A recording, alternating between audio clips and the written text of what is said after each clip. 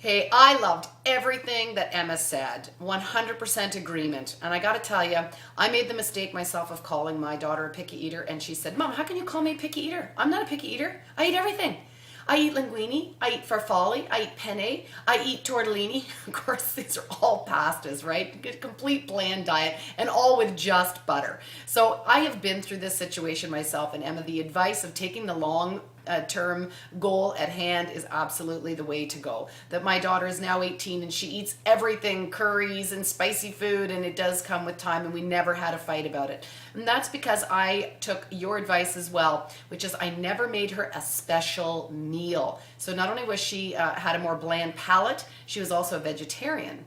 And so the way that we worked that in our family was, in order for her to not feel special, which can also lead to a feeling of sort of a self-entitlement, that eating around the dinner table and learning to eat in a group is really about learning to be cooperative. And so as a psychotherapist, I took that to task, that eating is about being cooperative, living in a group.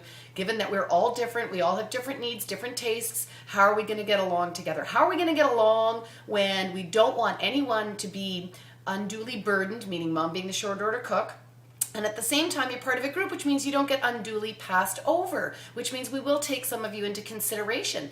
So the idea of putting food out in a family platter style where kids can help themselves, that's what I did. The vegetarian entree for Lucy would have been the side dish for me, but she had the same offerings as everybody else. So she could see that she was being included, not left out, that we were thinking of her, but she was part of the overall functioning, the give and take of family life around food.